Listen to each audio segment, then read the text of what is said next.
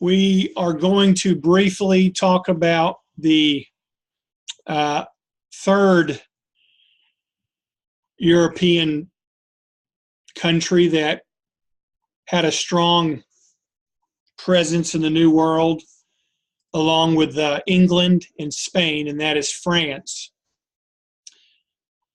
We briefly mentioned that New Amsterdam was settled by the Dutch around 1624, and New York City being Fort Amsterdam, and then the English took over that in 1664. So we're not going to really mention the Dutch because by the time we get to the early 18th century, it's these three European countries that have that are dominant in the New World as far as land and settlements. So France, even before 1608, some of their explorers had one explorer named Cartier had already explored north of New England, and that was in the 1530s and 1540s. Even went down the St. Lawrence River. And then, if you recall, there was a French presence in Florida very briefly in 1562. And the group of Frenchmen then were what were called the French Huguenots. And the Huguenots were French Protestants. And the Huguenots were banished from France, and it became a Catholic country. But this group of Huguenots came to the New World to escape France, established a fort near present-day St. Augustine, if you recall, and then the Spanish, who had explored briefly Florida and then left it, didn't like the French Huguenots being there, so they went back in 1565 and drove the French out and established St. Augustine, the oldest European settlement that's still around today. So after those few brief French explorers and French refugees, the Huguenots, in 1608, and actually before that, Samuel de Champlain in 1605 came to a part of modern-day Nova Scotia, and then 3 years later he moved down the St. Lawrence River, and founded Quebec in 1608. So around the time of Jamestown in Virginia, the English colony, Champlain had established really a fort at Quebec. And the primary reason for this was for the beaver pelts that were very prominent there. And so they established this fort and established trade with the Native Americans in furs. Formed a friendship with the Huron Native Americans, but were enemies with the Iroquois. And these things are going to come back and help us understand the 7 Years' War, or the French and Indian War, 1754 to 1763.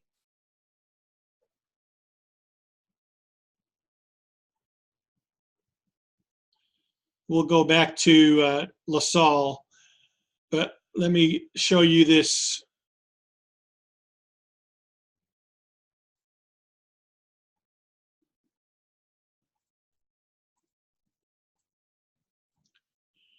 map first.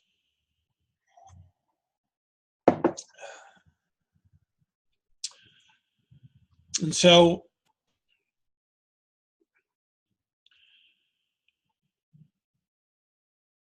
Champlain would have hit it here around 1605. Then he comes up here and comes down and founds Quebec in 1608. And then more Frenchmen come in the next century and slowly start to move southwest down the river towards the Great Lakes. And they establish all of these forts, which continue to be primarily established for the fur trade with Native Americans. And then they start to continue to go southwest, still establishing forts, and eventually come to the Mississippi River, and eventually go all the way down to the Gulf of Mexico. This is where Robert de La Salle comes in, one of the French explorers.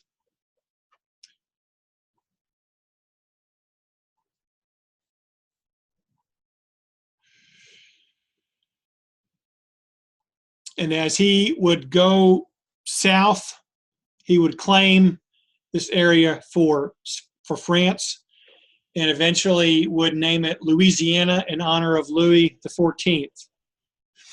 New Orleans was founded in 1718. And so, as you can see here on this map, and we're looking at up to about 1776, the English along the East Coast down to Georgia. But Spain had already established their territory in Florida, and we can't see all the islands down here, but Cuba, Puerto Rico, these islands, and then they had come up into what is now Texas and gone all the way up into the West Coast, Pacific Northwest. And so after the British colonies, and during the time of the British colonies on the East Coast, the French were coming down this way, coming into the Great Lakes region, and then going southwest all the way to the Gulf of Mexico, and even going up here. So that gives you a picture of the land distribution by these three major European countries.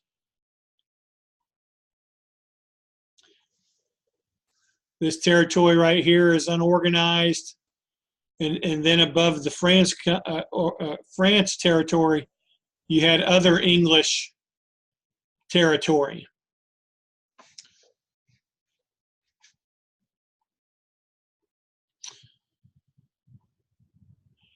What was some of the characteristics of the French? We've already touched on forts and trading posts, their southwest migration across North America. They never were quite as populous as the English and the Spanish. I think by around 1700, maybe even 1750, as this map shows, there was about 50,000 Frenchmen.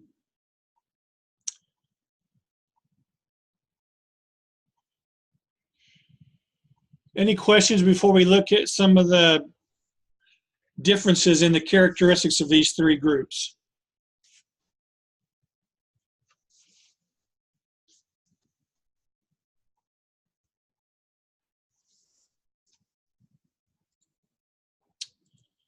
Okay. This shows you the different motives that each European country had, and then how they settled differently. So when it came to relations with Native Americans, The French had probably the friendliest relations because they wanted to, the fur trade was something that made them money. And so French leaders like Champlain and La Salle would encourage Frenchmen to establish good relationships with the Native Americans, to take Native American women as their wives. And so they had a good relationship with them, but they also wanted to convert them to Catholic Christianity. And again, a main motive was economic activity or economic motives. And they settled in that that southwest pattern of migration all the way down to the Gulf of Mexico. If you recall, the Spanish came to conquer. They were looking for gold, the lost cities of gold. They also wanted to convert the Indians to Spanish Catholicism, but they also, convert or be conquered. Their culture was somewhat blended with native culture. And again, they too, their main motive was economic, especially finding these precious metals and getting rich and sending them back to the mother country.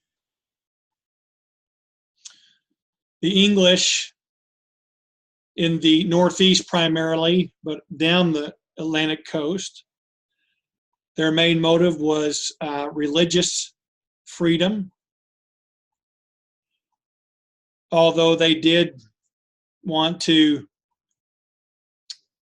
take over the land from the Native Americans, their relations with the Native Americans began somewhat friendly, but then, as we'll see here in a moment, escalated, and there were many wars between the English and the Native Americans. The English had no desire to assimilate the Native, or they would have them assimilate if they would adopt the Protestant religion and forsake their Native American culture. They didn't want to really intermingle with them, and because of some of the wars, they wiped out some of the Native American tribes. So any questions on some of the differences between these three European countries?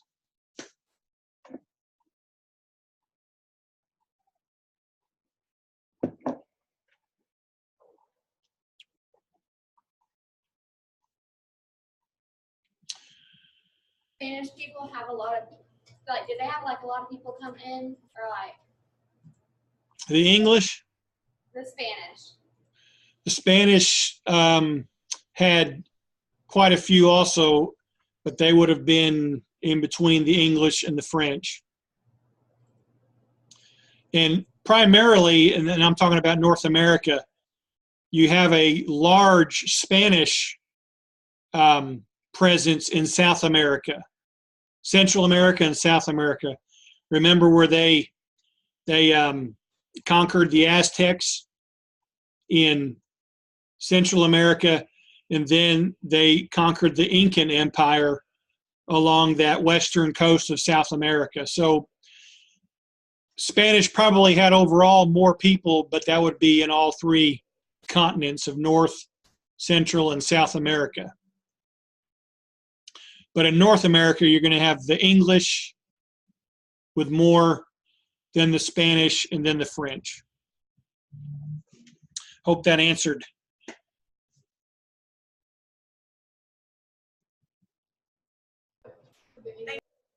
Yeah.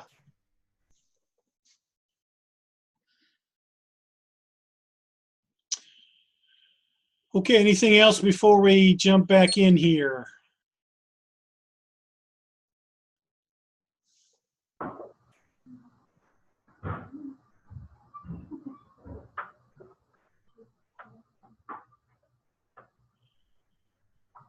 And this is just another map that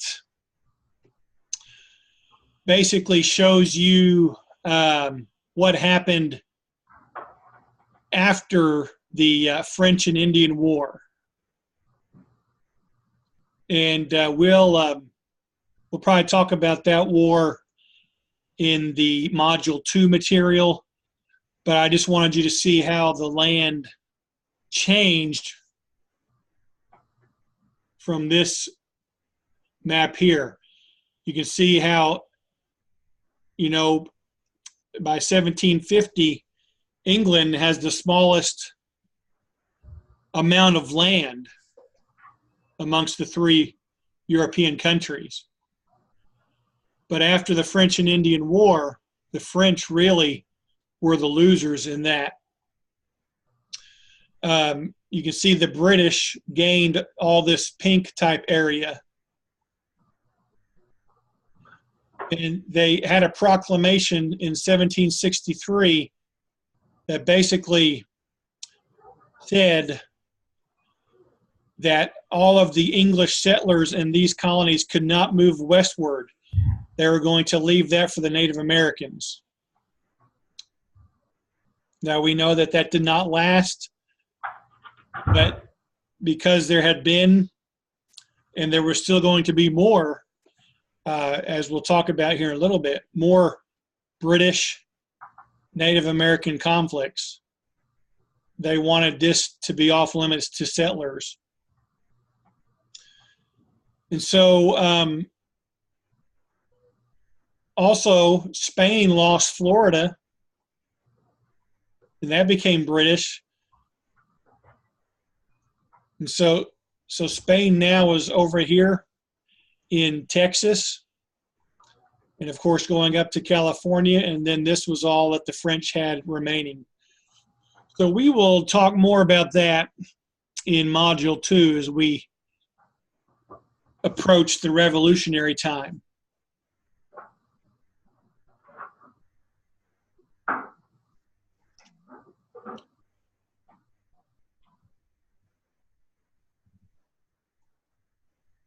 All right, we're going to switch to another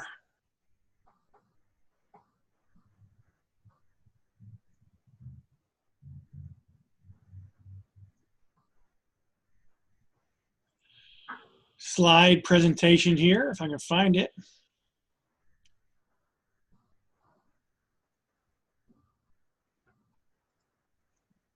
think that I probably minimized it, but I'll bring it back up here.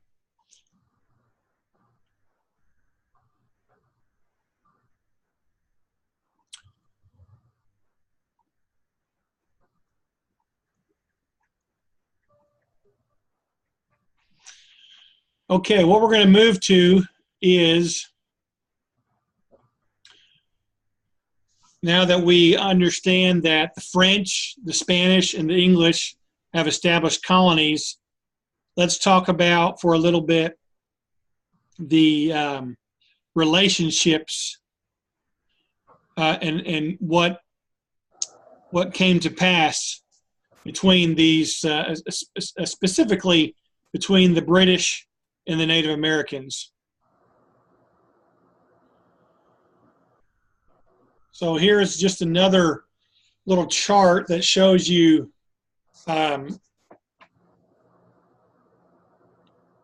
different categories and how each country differed.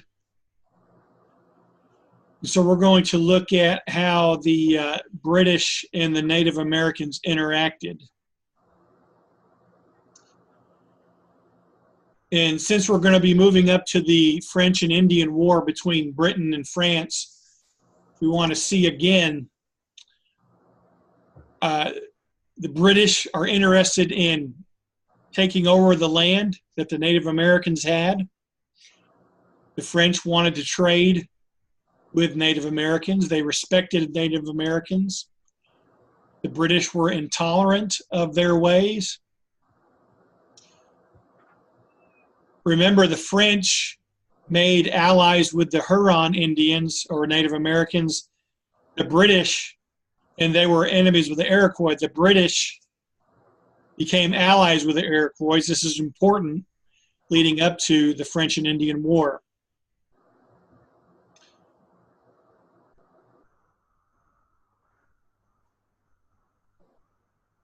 So we are going to move now to specifically the relationship of the English settlers, British settlers, with Native Americans. There were some massive tribes along the Atlantic coast, seaboard, one of them being a federation called the Powhatan Indians, Native Americans. This is in the New England area. I'm sorry, Virginia area, my fault, the Virginia area. And this would have been the largest group that the Jamestown settlers would have encountered.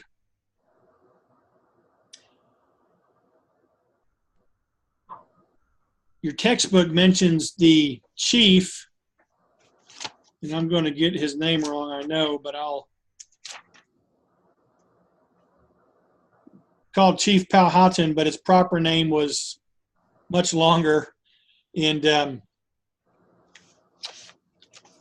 he wanted to establish a good relationship with the British,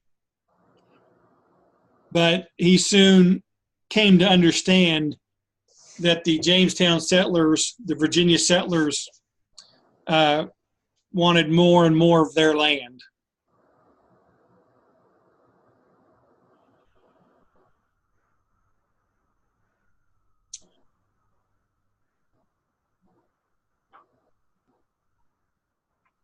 Now, as you can see there, it says they were hostile toward the new settlers, but that was as the new settlers, they discovered tobacco, and then they needed more land for their crop. And so they were at odds with the Native Americans. Eventually, they attacked Jamestown, and John Smith, we talked about him coming in and kind of saving Jamestown, calling for the colonists to work or they would starve. John Smith established a good relationship with the chief. You've probably all heard the story of Pocahontas. John Smith had been taken captive by the Powhatans. Pocahontas bartered or basically pleaded with her father, the chief, for his life. She was about 11 years old then. And John Smith established a relationship with her that helped strengthen the relationship with the Jamestown settlers and the Powhatans. It was not a romantic relationship, I think, as the Disney movie portrays. She actually married John Rolfe, not John Smith. And you'll recall that John Rolfe was one of the first big-time tobacco producers that helped to save the colony. But she married him, converted to Christianity, and that brought a temporary peace between that huge confederation and the Virginia settlers.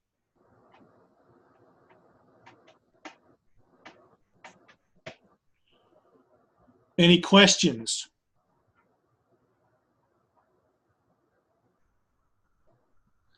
Sorry if that ruined your Disney Pocahontas movie conception. So that was in Virginia. As we move up to New England now, the Puritans, remember the Puritans came for religious reasons, considered themselves the new Israel.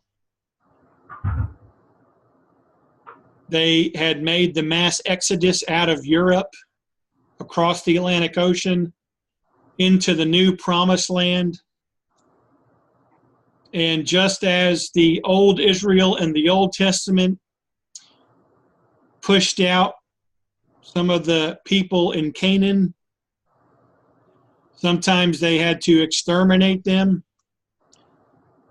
The Puritans felt like, as God's new Israel, they, if needed, could do the same thing with the native peoples. They did try to convert them, but it was similar, or they took their cues from the Old Covenant, Old Testament, convert or die. So no toleration there. The first major conflict between the Puritans in New England was with the Pequot Indian tribe. Primarily, this tribe was in the Saybrook area of Connecticut. You remember Connecticut was also a colony founded by Puritans who had left Massachusetts. One of the things that I did mention earlier that's important to understand about how England differed from France and Spain in their relations with the Native Americans was the English would make alliances with some of the tribes and then would pit those tribes against other tribes. And so, whereas many of the tribes had good, peaceful relationships before that, the Puritan settlers increased some of those tensions. And so, at this time, 1636, 1637,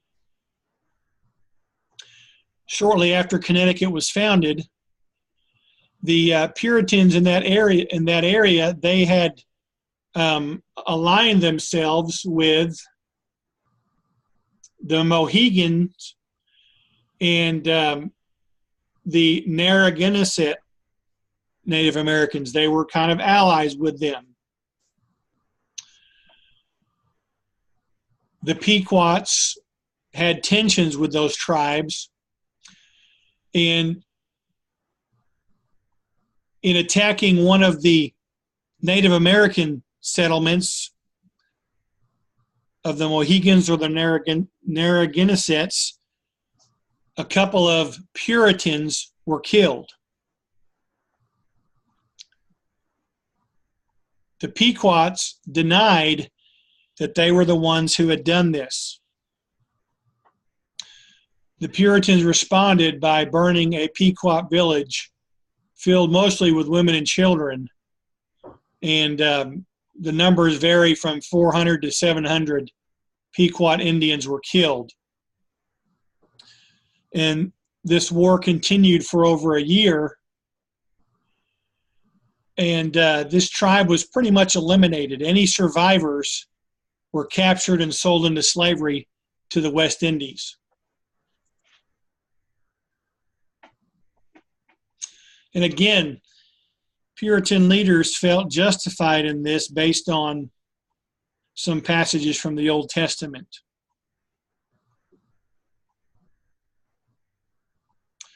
Any questions?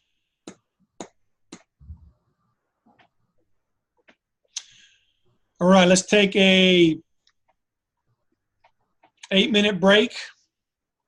Be back at 10:18, and we'll move on to King Philip's War, and then Bacon's Rebellion. So 8-minute break.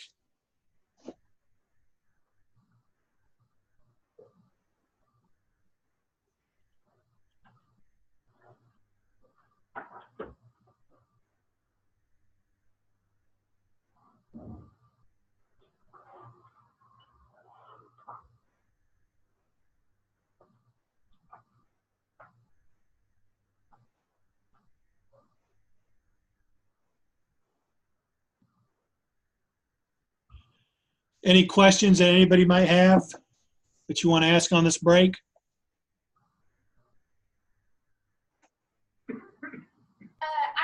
question, but I was wondering, like, could you post like the slide on Blackboard? Oh, sure. Yeah. Thank you. That'd be greatly appreciated. Yeah.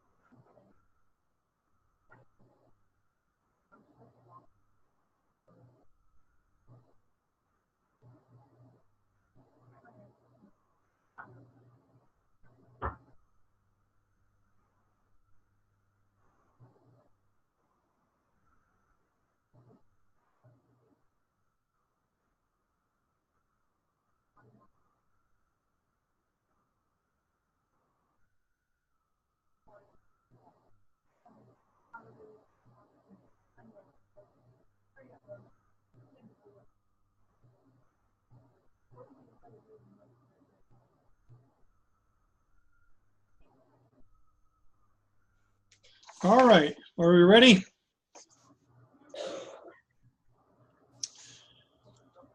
Couple more things to cover, and then I want to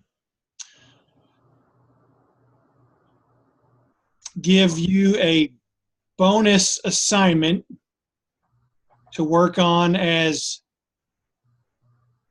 in your school group.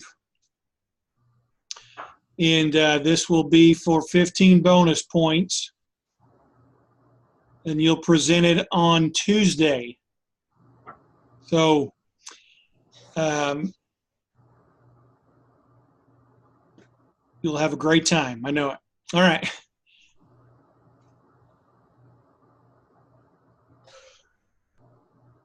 Let's go to King Philip's War. And this is just a little overview. We'll get into more of the details. King Philip, as he was named by the English, was Chief Metacome, and he was the leader of the Wampanoag tribe. And he led a revolt against the New England colonies, in which 600 colonists, and estimates differ, anywhere from 3 to sometimes 8,000 Native Americans killed. What was the issue? You can see it wasn't quite 2 years. It was a little over a year, beginning in the mid to end of 1675. But you'll recall that in the Great Exchange, the Great Columbian Exchange, the Europeans had brought many diseases over that had a devastating effect on many of the Native American tribes. The Wampanoags were affected by the disease.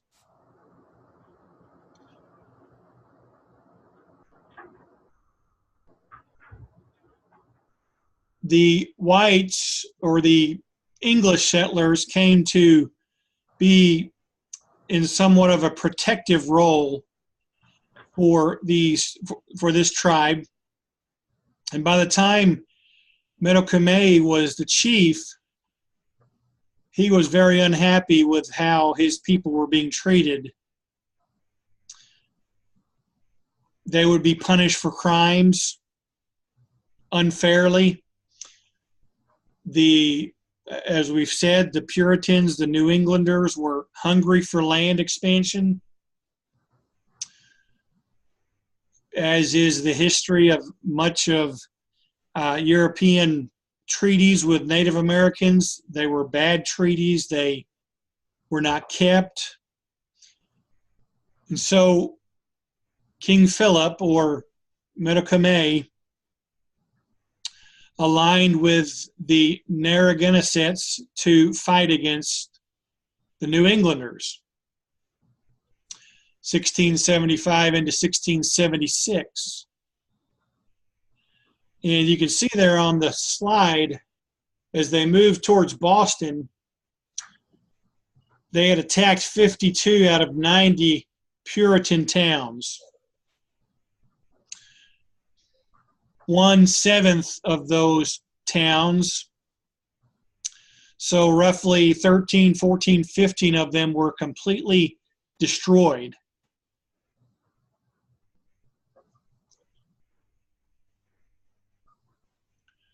Of course, the Puritans fought back. And so Philip reached out to the Mohawk tribe to join in the fight.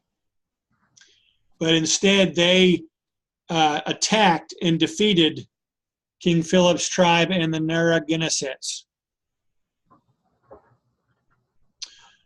King Philip was eventually killed in 1677. The English settlers gained control of the land.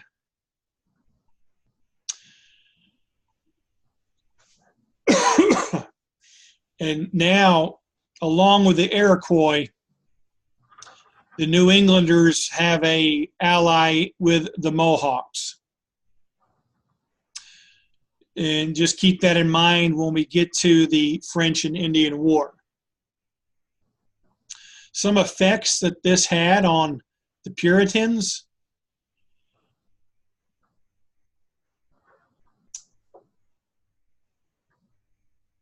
It's going to crop up in paranoia 15 or so years later. That will lead to the Salem witch hunt. We'll discuss that briefly Tuesday. And then remember, the Puritans, with their belief that they were God's chosen new Israel, they looked at things like Indian attacks, earthquakes, hurricanes, devastating hailstorms that destroyed their crops. They looked at those things as punishment from God. So this war with King Philip and his tribe and the other tribe caused them to start questioning why God was punishing them. They had been establishing Puritan towns, and there was congregational government. Church and state were together. Why were they being punished? They were slowly establishing their city on a hill. And so this will be prevalent in Puritan thinking as we move into the 1700s, as we get into the Great Awakening, the preaching of Jonathan Edwards, and then, for the most part, most congregational preachers, if not all, will see things in nature, natural disasters, or other conflicts with other people as a type of judgment upon God, or judgment from God upon them. So this is what the King Philip's War contributed to the Puritan mindset. And there's been 2 books written concerning this very phenomena. The New England Mind was a book written by Perry Miller, and then the New England Soul, written by Harry Stout, deal with, Mr. Miller's book deals with the mindset of the Puritans, and then Mr. Stout's book deals with how in the congregational societies, this certain type of sermon called a jeremiad, Jeremiad,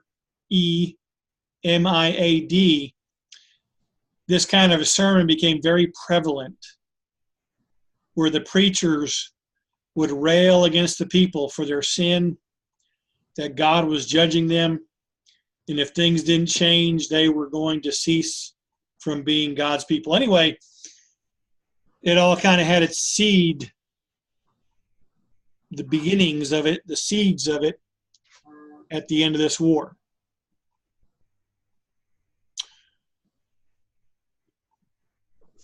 Now, there were other Native American English wars, or I should say more conflicts, battles, not wars of this scale, but there were others in the New England areas during this time. But these were kind of the major ones, the Pequots and the King Philip's War. Any questions before we move to Bacon's Rebellion?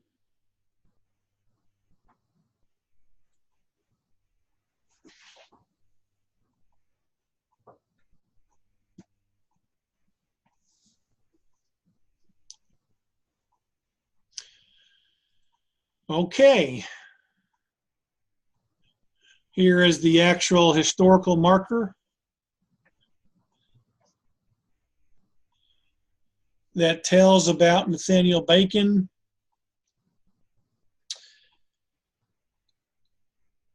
As the King Philip's War was coming to an end in New England, Nathaniel Bacon was a small farmer in Virginia who led a rebellion against Governor William Berkeley in Virginia. And a part of the rebellion was Bacon and his rebels waging some wars with some of the local tribes. Let's look at some of the specifics of this rebellion.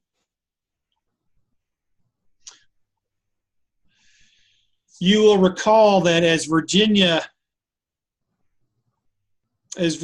progressed and became a plantation colony, specifically huge plantations of tobacco, the social structure in Virginia was probably it probably mirrored England better than any English colony. So while you remember the attitude that you defer to your betters, while that attitude was slowly eroding, it was strongest still in Virginia. And as the tobacco crops grew in Virginia and there were more plantations cropping up, if you remember, the group of elite planters became kind of the aristocratic class in Virginia.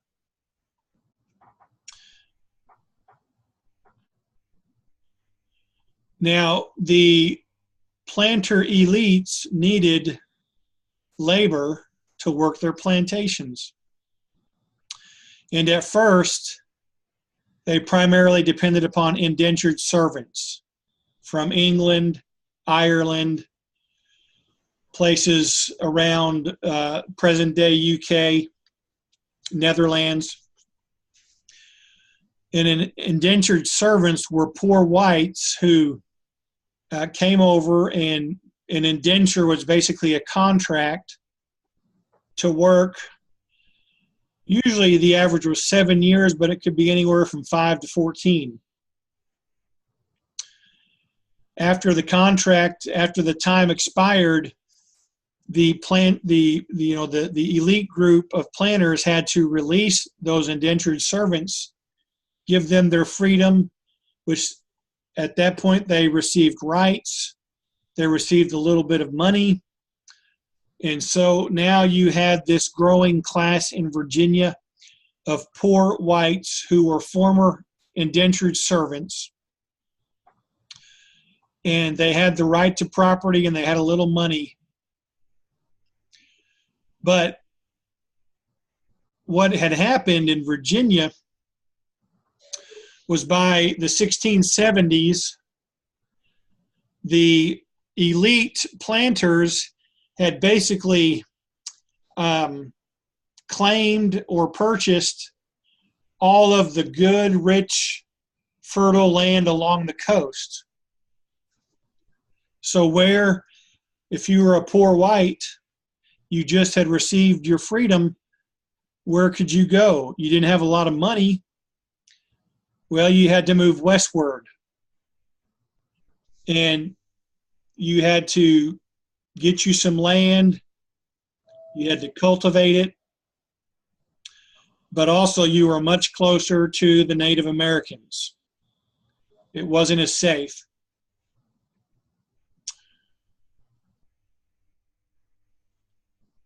Now, Governor Berkeley, he really didn't do anything to help the small Virginian farmers in their clashes with the Native Americans. One of the reasons was he was profiting from a fur trade, as well as some of the planter elites. And so the ruling group with Governor Berkeley, you know, if you had problems as a small farmer in the interior with Native Americans, that was your problem. Well, a young 29-year-old farmer named Nathaniel Bacon kind of got tired of the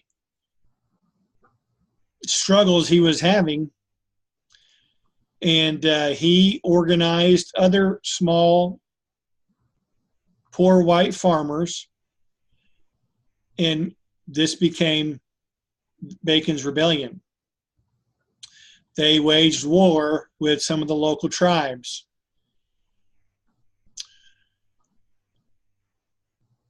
Governor Buckley and the planter elites didn't like that, did not support them. So Bacon and his men went to Jamestown and burned it down. Eventually, Bacon was stopped and his rebellion kind of dissipated. Berkeley had 23 of the rebels hanged, and that was basically the end of the revolt.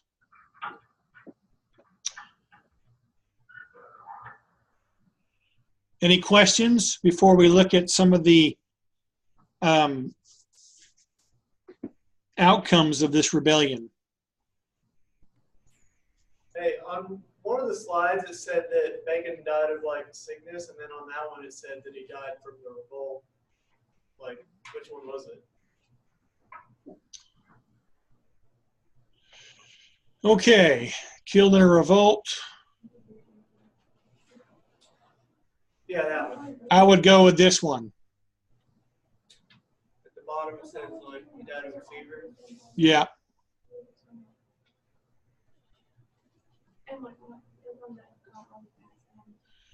Now, he might have been still in the revolt, but the fever is what killed him, which he was still in the revolt in 1676.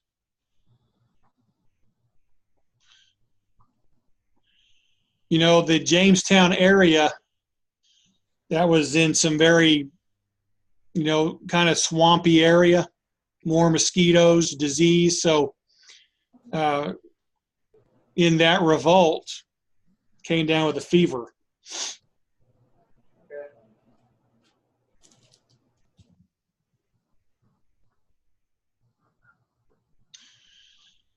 All right, no other questions on that?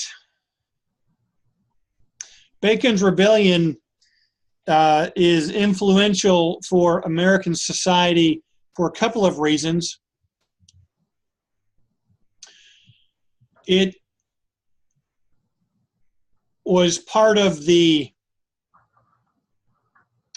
if you think of American slavery as a river that runs through our history, and it started off as a small, it started off at the head of the river, and it eventually grew bigger. Bacon's Rebellion, we could think of it as one of those tributaries that comes into the river and contributes to it.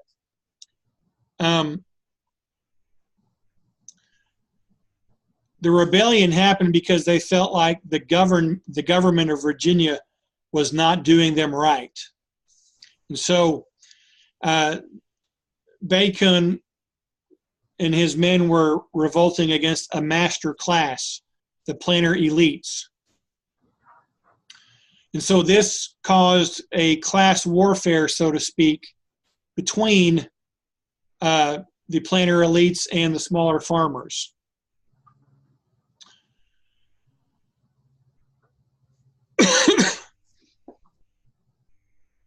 You can see, though, that in his group, there were also African Americans fighting against this master class. And so the elite class, the aristocrats, realized that, we're not going to be able to control these white poor farmers because they are British subjects. They have rights. And so this caused them to more and more slowly shift. And it started to move slowly at first, and then it would rapidly pick up to where they were depending more and more upon African Americans who did not have rights, could not own guns. And so the indentured servants, which at one time, out of 500,000 European colonists, 350,000 of them were indentured servants. As many of them got their freedom, many of them returned back to England, or many of them died. Those that received their freedom received rights, and that indentured servant population decreased, and the elites in plantation-owned states or plantation-dominated states like Virginia and Maryland began to rely more and more upon the African-American slave trade. So this is some of the seeds that were planted that lead to a full-scale slave society in the South. And you can see another, before we move on to more about slavery, you can see also as the two classes become more distinct in Virginia, you're going to see more of an emphasis on the government representing the common man, not just the upper class. And so this is very influential in our American government system, where everyone has the right to life, liberty, and the pursuit of happiness. Any questions on that? So briefly, we're going to hit on slavery as it grows in North America. And that'll be our springboard into next Tuesday's lecture. You remember that the first African slaves were brought to Virginia in 1619, 20 of them on a Dutch ship. As the European indentured laborer force decreases, the African slave force increases. It is more prominent in the South and becomes entrenched in the plantation culture. Although there is slavery in the North. In the North, you can see that it wasn't around big plantation crops because there weren't big plantations up there. There were smaller farms. There was fishing. And so there was a relationship in the North with the slaves in the Caribbean area.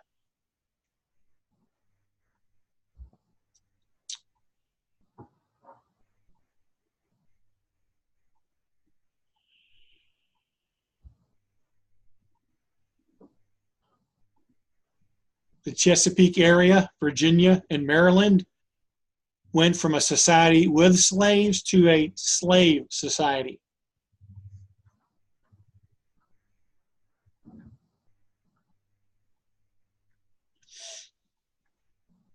And then you start having colonies, starting with Virginia, to develop a slave code. And in this 10-year period, more Africans were imported into North America than the entire previous century. So we will pick up with the growth of slavery in North America. Then we'll touch on life in colonial America as far as how it pertained to women, and also religious development. We'll talk about the Great Awakening. We'll leave some time for this bonus assignment that I'm going to tell you about right now, and then we'll end the class on Tuesday with a preview or review for the test. But any questions on those last few slides linking Bacon's Rebellion with slavery?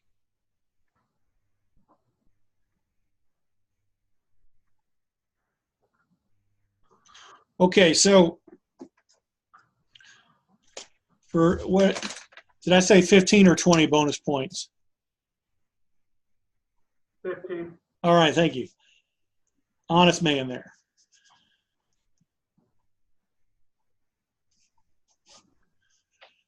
So Arcoma, the Mustangs. If you would, as a group, read the Mayflower Compact. It's very short. Remember, this was the contractual agreement that the Pilgrims made. And I also want you to read, and this is in your textbook in chapter 2. It's the whole document's not in your textbook, but it's called The Great Law of Peace. The Great Law of Peace was the constitution of the Iroquois Nation. So I want you to read those two documents and look for similarities, because this document by the Iroquois Nation influenced our Constitution.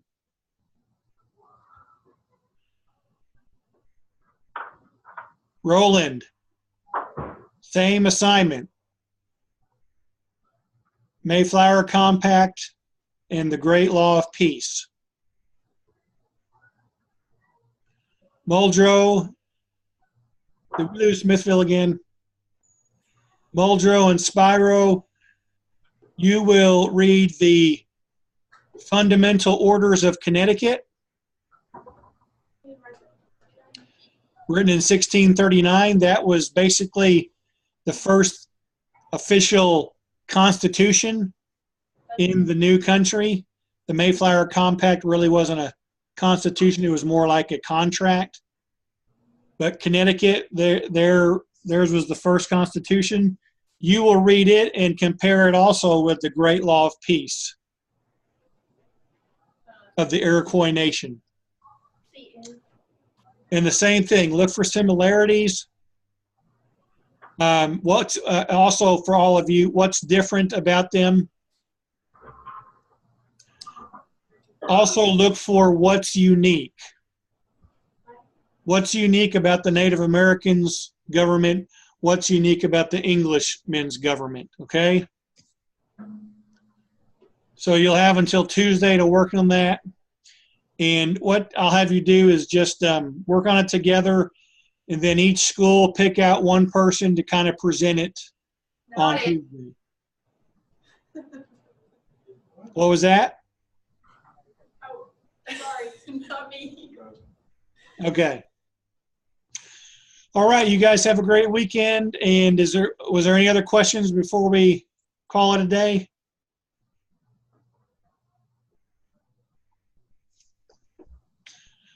All right, we will see you Tuesday.